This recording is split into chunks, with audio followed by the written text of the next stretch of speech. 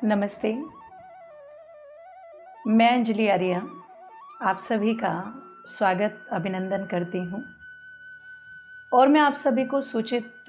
कर रही हूँ कि आर्य समाज घरोंडा जो अपने कार्यों की प्रसिद्धि के कारण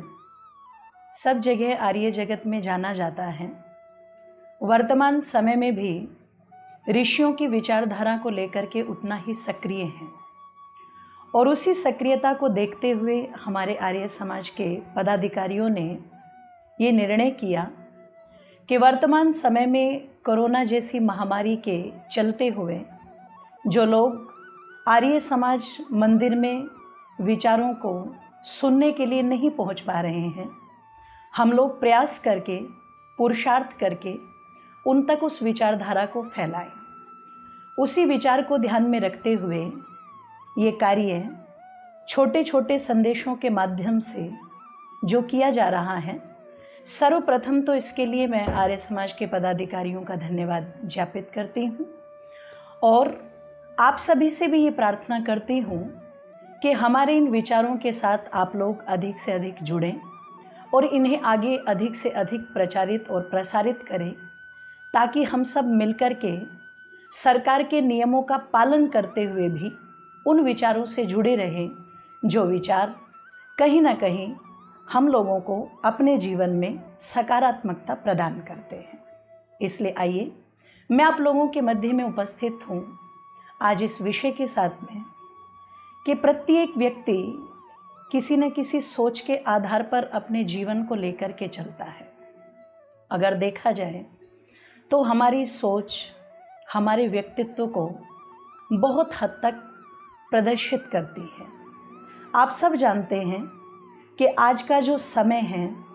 आज का ये इतना कठिन समय, विषम परिस्थितियाँ, मैं समझती हूँ प्रत्येक मनुष्य को इसका सामना करना पड़ रहा है और अचानक ये जो महामारी हमारे इस देश के अंदर या पूरे विश्व के अंदर छाई है, इस महामारी ने सभी मनुष्यों के जीवन को कहीं ना कहीं अव्यवस्थित किया है। पता नहीं कितने कार्य, कितने विचार, कितनी आपकी योजनाएं रही होंगी, जो योजनाएं अचानक ही आप लोगों को शिथिल करनी पड़ी होगी। उसका प्रभाव आप लोगों के आत्मिक और मानसिक दोनों ही पटल पर रहा होगा। लेकिन मैं आप लोगों से एक बात कहना चाहूँगी कि देखिए, जब हम तप की बात करते हैं तो ऋषियों ने एक व्यवस्था हम सब लोगों को दी थी, द्वंद्व सहनम तपः, अर्थात विपरीत परिस्थितियों में भी जो व्यक्ति अपना संयम नहीं खोता, अपना धैर्य नहीं खोता, हम उसको तप कहते हैं। ये तप का समय है, ये धैर्य रखने का समय है और ये संयम रखने का समय है। आप लोग प्रतिदिन न्यूज़ चैनल पर किस किस प्रकार की न्यूज़ सुनते होंगे, कैसी कैसी वीडियो आप लोगों के पास में आती होंगी और आप उनको देखते होंगे और देख कर के उसी प्रकार की मानसिकता आप लोग बना लेते होंगे। लेकिन मेरा एक सुझाव आप सभी को है, क्योंकि मैं आप सभी के हित के लिए ये बात कहना चाहती हूँ, जैसे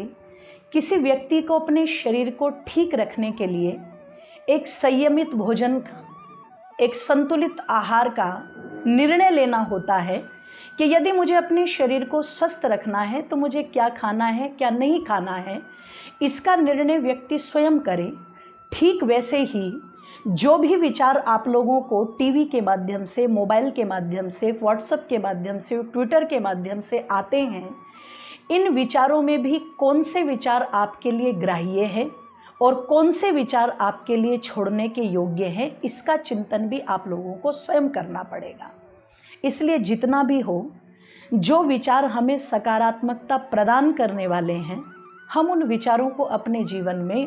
ग्राह्य करके चलें, अपना करके चलें। कारण सकारात्मकता का सीधा सीधा प्रभाव व्यक्ति के मन और उसकी आत्मा पर पड़ता है और व्यक्ति आत्मिक रूप से, मानसिक रूप से जितना मजबूत होगा, जितना दृढ़ निश्चयी होगा,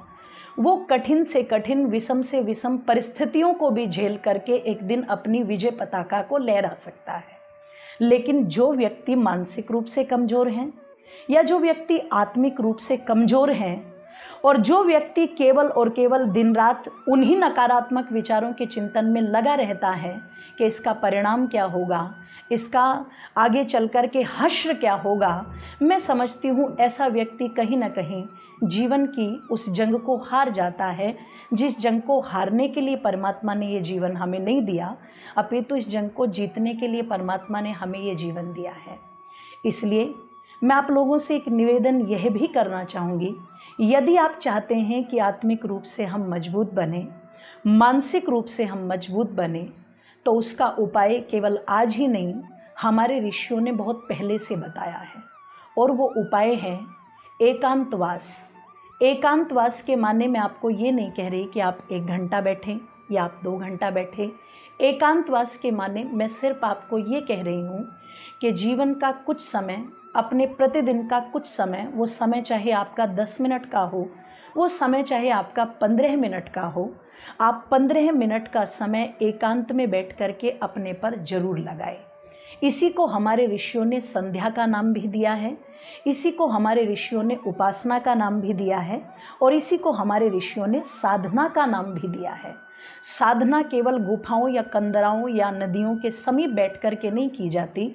अर्थात व्यक्ति अपने आप को जहाँ जहाँ साधता है, जिस जिस विचार से साधता है, उसी का नाम हमारे वेदों में साधना कहा गया है। तो उस साधना को आप अपने जीवन में अवश्य अपनाएं। और यदि आप चाहते हैं कि इस साधना की बिल्कुल सीढ़ी दर सीढ़ी को मैं जानूं, तो उसके लिए आर्य समाज घरोंडा आपका स्वागत करता है। संध्या के 19 मंत्र जिनमें साधना का रहस्य छुपा हुआ है, यदि आप उसको जानना चाहते हैं तो फिर आप आए आर्य समाज घरोंडा में और हमारे धर्माचार्यों से संपर्क करें, हमारे पदाधिकारियों से संपर्क करें, जो आपको संध्या की पूरी जानकारी देंगे। बस आर्य समाज आपका हित चाहता है, आप जहाँ रहें सुरक्षित रहें, नियमों का पालन करते हुए रहें, सकारात्मक ऊर्जा से भरे रहें, प्रसन्नता से भरे रहें। आज कठिनाई का समय है, लेकिन जैसे धूप के पश्चात एक छाँव आकर के हमें आनंद प्रदान करती है,